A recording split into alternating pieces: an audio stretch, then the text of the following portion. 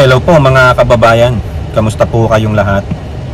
Eto po, pagpasensyahan nyo na, nandito po tayo sa loob ng sasakyan kasi po tayo ay nagwi-weekend bago bumalik sa school ang mga bata. Tomorrow, August 19 po dito.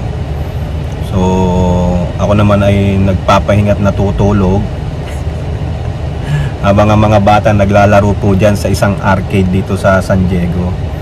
So anyway, kamusta po kayong lahat, and welcome po dito sa ating munting channel, Simply Talkies Vlog. So madiliin na lang natin to mga kababayan at kaibigan. Alam nyo ba na itong mga bata ni Dutae talaga pong inihahalin tulad sila sa mga hayop, particularly sa hayop na aso. Di po ba? Kung maalala nyo, meron tayong video dyan kay Robin, yung tungkol sa kanyang hearing na about rape, yung consensual ganyan, sabi po nung isang Gabriela Party List representative na si Brosas, ay ikinumpara niya o inihalin tulad niya si Mr. Wonderful Tonight na in the heat, si ITH, Robin Padilla, na parang aso. O di ba? O Robin, saka palang aso kadyot-kadyot lang, di ba? Kadyot-kadyot. Kapag hahalata kayong mga hayop, aso pa, hindi lang yon, tagahimod pa ng puet ni Duterte at Kibuloy. At eto naman po, isa ring senador na tinawag ng kapwa niya mambabatas na isang representante na isang K9. Alam nyo po yung K9, di ba? K9 hayop yun aso yun di ba? Sino po yung representante na yan o mambabatas? Si Representative Romeo Acop. Kasi po, sa tingin ko po at sa aking opinion, hindi po nagustuhan ng butihing congressman ang mga sinabi ni Bato tungkol sa mga mambabatas na nag-iimbestiga nga po dyan sa drug war ng kanyang among si Dutae. Sabi niya mga oportunista, mga walang prinsipyo. Nung panahon nung amo niya tungkol sa drug war, naghahaleluya pa kayo, pasalamat sila ng pasalamat, kulang na lang mag-bow down kayo kay Dutae. Ngayon naglabasan po ang mga biktima nung kanilang extrajudicial killing. Ang dami pala, at sa katotohanan na yung war on drug pala ni Dutae ay isang malaking joke. Bakit ko nasabing malaking joke mga kababayan? Kasi po kung maalala nyo, di ba yung campaign niya tatapusin niya ang drug ng 6 months. Di ba? Rampant ang drug sa ating bansa Biglang nung sinabi niya, may gawa-gawa pa siyang mga drug matrix, ganyan-ganyan. Pero wala naman pong nahuling big fish. Di ba? Kung baga sa larong go fish, wala siyang napish. Sino ang napish niya? Yung mga maliliit lang, yung mga inosente pa, di ba? Kaya nga may EJK siya Ako, pinunapun ako si Trillanes noon na talagang sinasabi niya itong mga Duterte ang siyang mga kasapi ng triad, di ba? Pinagtatawanan namin siya noon, inalipusta si Trillanes, sinabing Trililing, may ganito. Yung pala, mukhang mabibindicate si Senator Trillanes. Eto na nga po, kaliwat kanan na po ang mga hearing at andyan na rin ang ICC, malapit-lapit na. Kaya si Bato umiikot ang tumbong, talagang ang proprotektahan nila ay yung kanilang poon na nagsabing tatapusin niya ang drugs ng 6 months, kalaunan sinabi niya hindi niya pala kaya. Bakit? Ngayon po naglalabasan. Kumbaga, tanong lang natin, masasabi ba natin na si Digong ba ay ang protector ng mga drug lords? Or si Digong ba ay isang drug lords. Napatunayan po, panoorin nyo po yung video ni Colonel Asierto, yung isa sa mga gusto nilang ipatumba na yung siya ring inirikant ni Jimmy Guban na siya ngayong maaaring maging star witness dyan po sa hearing ng Quadcom. Malaki po ang maisisiwalat ni Jimmy Guban, di po ba? Punta muna tayo kay Representative Romeo Acop. Siyempre, sinong hindi mapipikon? Kasi isa pala siya sa mga nag-iimbestiga dyan, chairman siya sa drug probe o yung mga pogo. Siyempre, kahit na wala pong sinabing pangalan si Bato, siyempre ang allusion, lahat po ng member doon sa Quadcom na yan. Alam nyo naman si General Romeo Acop, malamang senior yan, senior yan ni Bato sa PMA. Maski na i-search nyo pa yung Wikipedia ni General Romeo Acop, PMA yan. Mas matanda naman siya kay Bato. Ano lang sasabihin ni Bato? Hindi naman siya naging PMP chief. Ikaw, paano ka naging PMP chief, Bato? Paano nga ba, mga kababayan? Diba dahil lang dyan kay Digong? Yan yung amo niya, diba? Kapal ng mukha, diba? Ilang mga senior officials ng PMP noon ang dapat ng siyang mga kandidato para maging PMP chief, pero siya pa rin ang pinili ni Digong. Kasi bata siya ni Digong mula Davao pa yan, diba? O sinong hindi mapipikon dun o hindi aalma dun sa sinabi niya?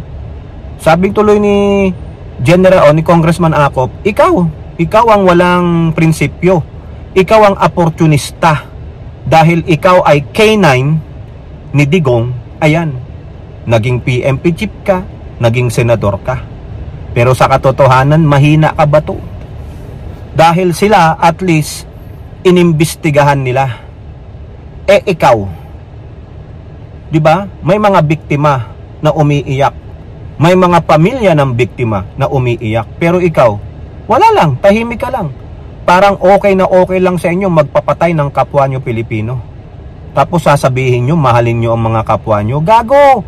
Kayang-kaya nyo nga pumatay ng libo-libong kapwa nyo Pilipino Diba? Dahil lang sa pagmamahal nyo kay Dutae. Diba? Tama, mali.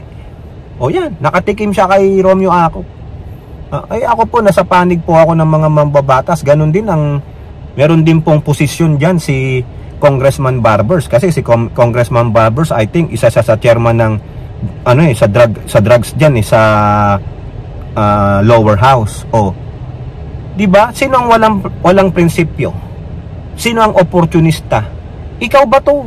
Wala kang prinsipyo Hindi mo mapatawag, maimbestigahan, mag-hearing sa Senado yung drug war, yung EJK, kasi ikaw sabit ka diyan Ikaw ang may gawa ng Oplan double barrel Di ba?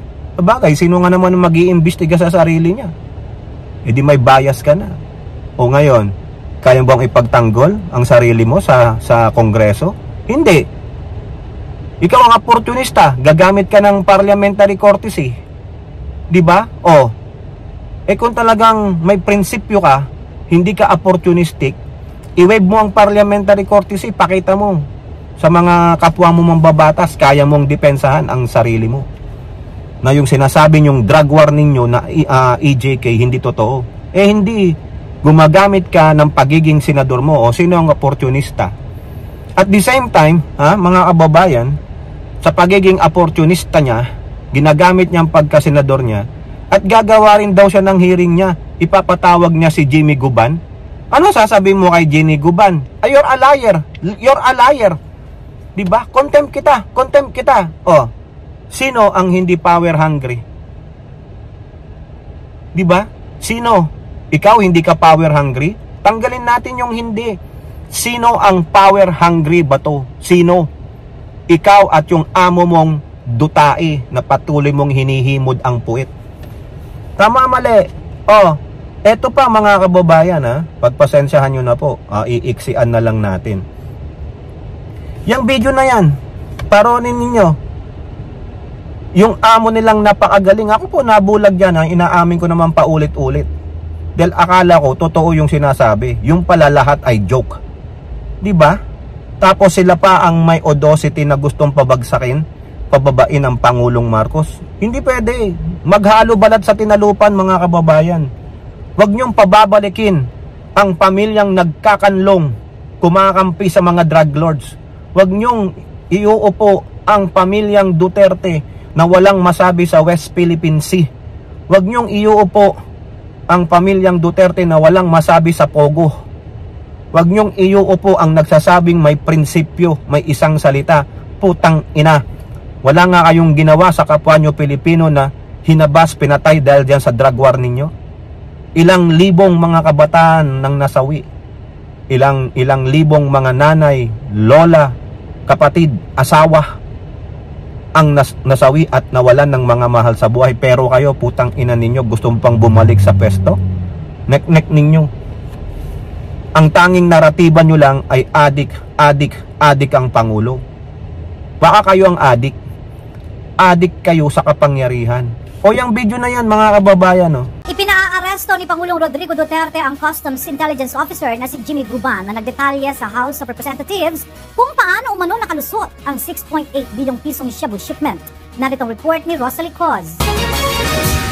Sa kanyang magkasunod na talumpati sa Malacanang kahapon, inihayag ni Pangulong Rodrigo Duterte na inatasan nito si PNP Chief Director General Oscar Albayalde na arestuhin ang dating Customs Intelligence Officer na si Jimmy Guban. Si Guban ay isa sa mga sinasabing sangkot sa mga katiwalian at anomalya sa Bureau of Customs, gayon din sa operasyon ng iligal na droga sa bansa, partikular na ang 6.8 billion pesos na halaga ng shabu shipment na ipinasok sa bansa sa pamamagitan ng magnetic lifters. Batay sa special report na una nang ibinigay ni Pangulong Duterte sa media, nakikipag-ugnayan umano si Guban sa mga notorious na miyembro ng sindikato sa Taiwan at China. I'll have him arrested. Kasi Guban pa na-arrest ko po. So right after the session, you arrest him. Sabi ni Albayalde, what ground? Just arrest him. Bring him to the NBI. Huwag kayo kasi kayo na-mention kayo dyan sa NBC. Bring him to the NBI. Tawagan mo nga kung aresto na ba? Na-aresto na? Sabi, dahil mo doon sa Cavite, ihulog doon sa... Siya ang nagpapasok. Siya ang nag-fake ng ID ng... O diba? Ano sabi ni Digong? Sino ang diktador? Sino ang utak kriminal? Diba? Gusto niyang brasuhin ang Senado, ipaaresto si Guban. Kaya sabi ni Albayalde, huling-huli. Ano pong charges? Wala, basta hulihin mo. Diba? So therefore, doon pa lang sa pananalita niya, ginawa ng mga kapulisan yan na gumawa ng EJK. Di ba sabi nila warrantless arrest, pinasok ang bahay namin, dinampot kami sa kalsada, wala. Ano ang charges? Hindi binasahan ng Miranda rights. Wala eh. Di ba? Walang dahilan. Dadamputin mo? Walang dahilan. Saan mo dadalhin? Ano gagawin mo? Ano sabi niya? Dalhin nyo sa Cavite. Itapon nyo. Ano ibig sabihin nun, mga kababayan? I-salvage ninyo. Kasi hadlang si Guban sa kanila. Anong ginawa? Hindi nga binigay ni Mayor Richard Dick Gordon. Pero naprotektahan niya ba si Guban? Hindi. Nakasuhan. Nag-implanta ng ebidensya si Digong sa kaisipan ng mga tao. Kasi sabi ni Digong doon din, di mo napanood nyo? Napakinggan ninyo? Nag-falsified, nagpeke ng mga ID, ng dokumento. Yun pa lang eh. Huling-huli na siya. Totoo yung sinasabi niya na I planted evidence. Hindi lang sa mga ebidensya, kundi sa kaisipan ng tao. Kaya siguro nung pinakulong na si Guban, ginawa ng mga kaso-kaso, plantahan nyo ng kaso, ng ebidensya, yun na yun eh. Hindi naman tinegi si Guban, maswerte siya. Pero ano ngayon? I think it's payback time, di ba mga kababayan? Dapat managot si Duterte. Diyan pa lang ebidensya, mga kababayan, sa video nyong napanood. Wala. Anong kaso? Anong dahilan? Sabi ni Albayalde, wala po eh. Kasi wala pang nagkakaso sa kanya. Hinihiring pa lang siya, tinatanong pa lang siya sa Senado. O di ba? Pero gusto ni Duterte, itapon nyo na sa Cavite. Wala na ang kaso-kaso. Biruin mo, nasaan doon ang justice? Nasaan ang tamang proseso? Kay Duterte, pag nasalig mo si Duterte, nako, yari ka, may kalalagyan ka. Tingnan nyo nangyari kay Gordon. Nung hindi binigay ni Gordon sa guban, ayun, nasimula nang nagalit si Digong. Para po siyang yung bata na pag hindi nakuha ang gusto, yari ka. Yari ka. Tapos gagawang ka na lang ng kwento para masira ka. Ganyan din po ang ugali ng mga anak. No, tingnan nyo po si Tamilmil. Ha? Naggagalit-galitan. Ha? Di ba ganon? Maninira. Ganon po sila eh. Sa totoo lang, wala po silang pagmamahal sa kapwa Pilipino. Wala po silang pagmamahal sa ating bansa. Ang mahal lang nila ay ang sarili nila. Di ba? Tapos gusto nyong iyo po si Tamilmil? No way. Hindi. Mahiya kayo. Hindi rin papayag siguro ang mga representante natin. Patunayan muna ninyo na si Pangulong Bongbong Marcos ay isang adik. Hindi yung pepwersahin ninyo mga gunggong. O, kayo po mga kababayan, ano pong inyong masasabi? Comment down below and don't forget to like and share. Hope to see you on the next videos. Bye-bye. God bless.